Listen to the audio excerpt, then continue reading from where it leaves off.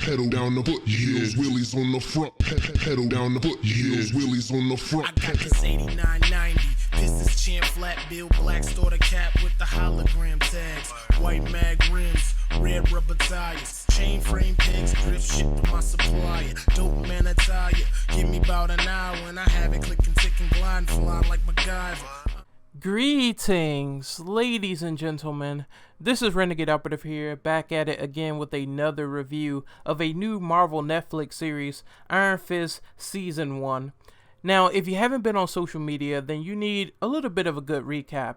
Iron Fist has been the subject of a bit of controversy, a bit of racial tension that sparked with the casting of Finn Jones instead of an Asian actor. There's this ridiculous idea that the series has been drenched with cultural appropriation. I'd like to tell you right from the bat that cultural appropriation, the idea that Marvel shouldn't be allowed to pull from another culture to enhance an age-old origin story, is stupid to begin with. To quell all your fears from the critics, there is a lot of rich diversity within this show. Diversity that ranges from hip-hop to samurais to Asian culture, the code of Bushido, everything, even with quotes of ancient Buddhism, that all serves as an important message. To say that only Asians are great at martial arts, and therefore there should be an all-Asian cast for Iron Fist, is a stereotype within itself, since anyone can learn any form of martial arts from any culture. Let's begin with the story and talk about the characters and the portrayal of certain things and the plot of Iron Fist. The story begins with Danny Rand returning to New York City after he was presumed dead from a plane crash over 15 years ago. It turns out that Danny was the sole survivor and entered a mystical dimension known as Kung Lung, a hidden city where Danny trained under the order of the Crane Mother and eventually defeated a dragon, Shu Lao the Undying, to obtain the powers of the immortal weapon, the Iron Fist. Danny is then met with hardship and complete shock as he discovers that the Rand Enterprise is now under control by the Meachams, and the remaining relatives of Harold Meacham is Joy Meacham and Ward Meacham. They tell him that Harold Meacham died of cancer years ago. The opening episode of Iron Fist starts off as an extremely slow burn, and it doesn't hold any entertainment or packs the same ferocity that Daredevil attempted, which is a bad combination, especially if you're the type of person who wants to get hooked from the very beginning. Some watchers might obviously get impatient because it's an origin story, so they have to go through the motions like the other shows, but this one had a hard time being compelling at first glance. As the episodes progress, Iron Fist does tend to pick up at a steady pace where you see Danny deal with the psychological impact of the plane crash and the increasing tension on those who believe he's not Danny Rand. Ultimately, he's locked in a mental institution by the Meachams, and that's when things get a little more intense. Ward Meacham is the asshole you love to hate in the beginning episodes, because even if you're rooting for Danny, at this point, this is just the bad guy in the beginning that's a thorn in his side. Joy seems to be the more level-headed one of the family, and Harold is just, well, batshit insane when you discover that when a victim dies from being brought back to life by the Hand, they become more crazier, they become more unstable and more insane. I also brought up the Meachams for a reason, because while I like their characters, they are also what makes the show weak. I could applaud the writers for trying to tie in as many elements from Rand Enterprises as possible, but I also know that these board meetings are not at the heart of Iron Fist. These subplots overshadow Danny's journey way too much at times, which becomes meaningless, like the meaningless board meetings that they try to create for more internal conflict once Danny gets his shares back. I think that if you're an avid comic reader, you'll know that Danny hates visiting Rand Enterprises for the most part, so I think those scenes could have been on the back burner compared to the action. That's not to say all the plot that's presented in Iron Fist is all bad. The story does get a little more intense when new characters and old characters jump into the equation, and you have new situations once you get through the vast amount of Danny's tantrums. We'll criticize that later, but for now, Davos, Colleen Wing, Harold Meacham, and Clara Temple's actors all do a great job at conveying thought and realistic emotions of jealousy, fear, insanity, and regret. It's all just a nice feel to have the cast push the show to a level where the story tends to come to a grinding halt in spots. Finn Jones just wasn't the powerhouse I was expecting for the immortal weapon. Maybe it's because most of his acting and a clear lack of training for the fight scenes just came off as ultimately underwhelming. Maybe if there was a season 2, he could have more ground to work with in terms of training and the characterization, but for now, Danny just comes off as a character who has literally no control of his emotions, and he tends to act very childish, which is ironic because the Order of the Crane Mother, the monks who trained him, they practice and preach control of emotions. So it's quite funny and quite ironic that Danny sort of storms out or has these tantrums when he was trained by monks in a monastery for 15 years. So as expected, the back half of the show gets a lot more better. I think the first half of the show isn't really that spectacular, but the back half really starts to introduce stuff. Claire starts coming in a little bit more. Colleen starts coming in a little bit more.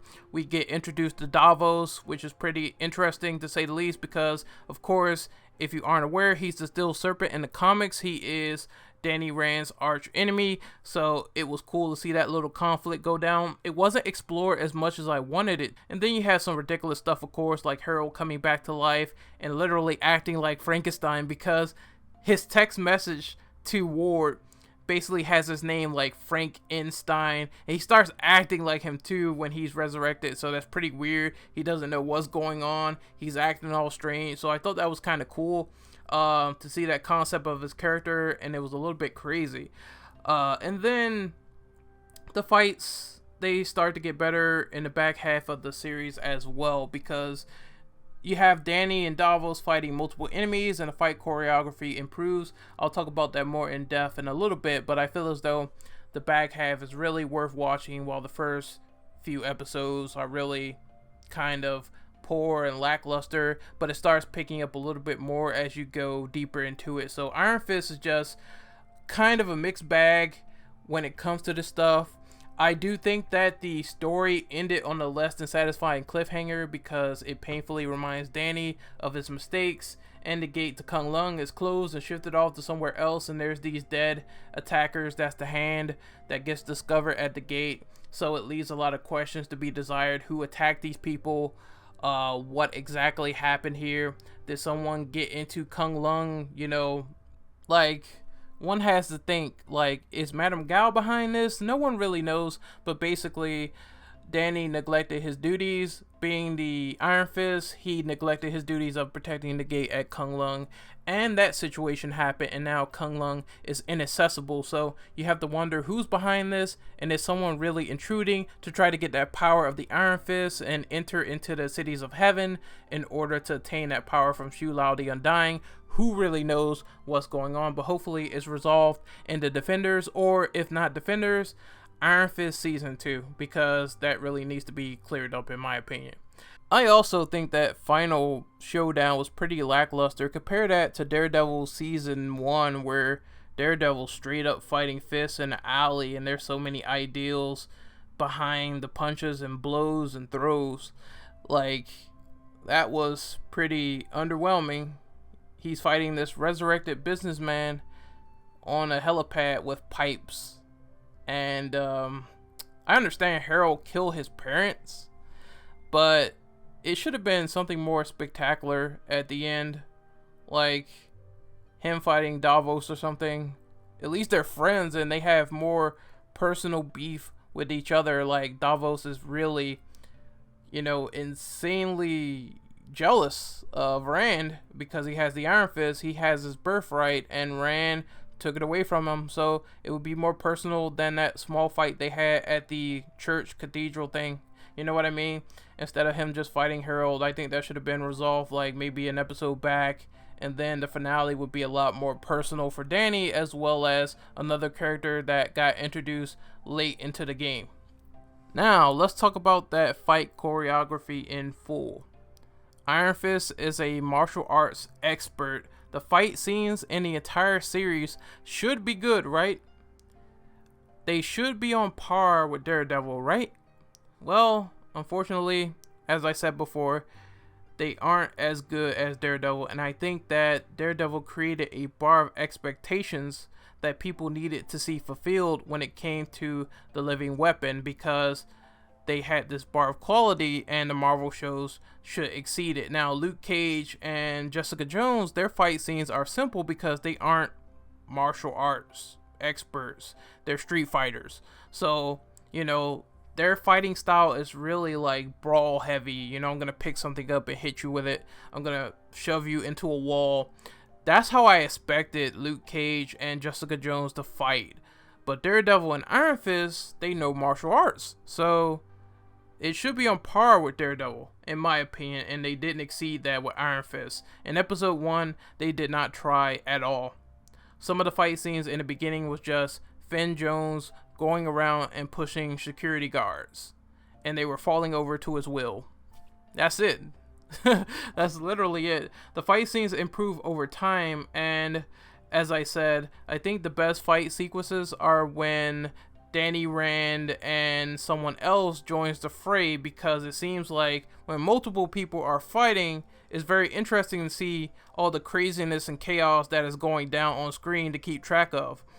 Like when multiple characters fight together, like Danny and Davos, or Danny and Colleen, or Colleen, because I liked a lot of her fight scenes. The time where the fight scenes seem to stand out is where multiple characters are fighting or Colleen is fighting, and that takes away from Danny because it feels like Finn Jones really could not act out a fight scene or engage in a fight scene properly to save his life, because each time I turn around I see Finn Jones' stuntman and not Danny Rand, which I think they should have just gave Danny Rand his costume early, which eliminates the need for stuntmen and erratic camera cuts. I think that would have helped out greatly if Danny Rand would have got his costume, and they would have did just like Daredevil, because I mean, you can't even tell if Charlie Cox swapped out or not for a stuntman, because Daredevil is always wearing the mask. So I think that would have been a better idea to do, instead of just, you know, having this actor who clearly doesn't know martial arts. But for the action presented, it's not bad, it's not terrible, but I think it could have been directed much better than what we got. Now, there is no surprise that certain plot elements from Marvel Comics was lifted and altered in a sense to fit the show's narrative, from the Shadowland Daredevil storyline being lifted to have Colleen Wing as a part of a different sect of the Hand, to Davos' jealousy of Danny Rand leading him to eventually become the Steel Serpent. There is some lore to be explored within the subtle Easter eggs that the show provides. I was still disappointed in the past segments not being too clear, because for those that are unaware of the mystery of Danny's father, he was actually training to become the Iron Fist, and this was not shown in the show to my knowledge.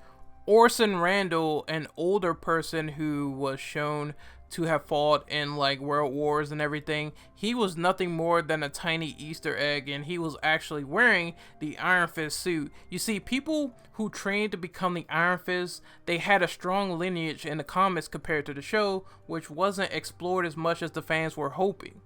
The theme of courage and standing your ground for daring to be different is prevalent throughout Iron Fist, but this theme isn't as strong as themes of morality, being black in America, or mental trauma from the other Netflix shows that cuts a lot deeper than Iron Fist. So the theme is not that strong as I wanted it to be.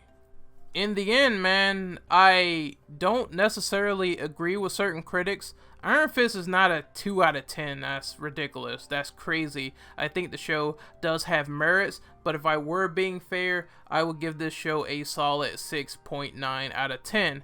It's slightly above average for me, and you get the right mix of Asian culture, special effects, and side characters pushing the show, and the high production values are still there. They just meet to mingle the constructive criticism of things I listed in this review that they could fix over time with the Iron Fist Season 2. Finn Jones just didn't stand out as the forefront of this series for me. Basically, Colleen Wing just takes over the show. She's the best. She is fun and engaging, and the side characters are fun and engaging, but the main character is not, and I feel as though it really suffered because of it. Finn Jones is not a terrible actor, but he just wasn't as good as portraying himself as the Iron Fist, which needed more physical combat, which was vital to the role. I just think that he was also poorly written in some sequences where he had overwhelming rage. And I think that because of this and focusing way too much on the side characters, it brought the show's pace down a little bit. It's supposed to be the street level and gritty crime drama when it wants to be. However, Iron Fist deals with a lot of mystical heavy things as The Last Defender. I think that I would have been blown away if they put more effort and time into the martial arts, stunt work, and exploring the events of what happened in Kung Lung in more detail when Danny got the power of the fist. Iron Fist still does have some merit in dealing with human emotion, the struggles of identity, and psychosis, which isn't worth a lack of effort, and there still is lore in here. I think there should have been more layers to this cake though that could have resulted in a show having more substance and quality, because who doesn't want more substance and more quality? Are the critics wrong in some areas? Yes, the argument over race is very stupid and inept, and a lot of the things that people were saying about Iron Fist misrepresenting the Asian culture doesn't exist in this show. Are the critics right in some areas? Of course. The show does not dethrone Daredevil Season 1 in terms of quality, and that season is still the top dog in terms of action and storytelling in my opinion.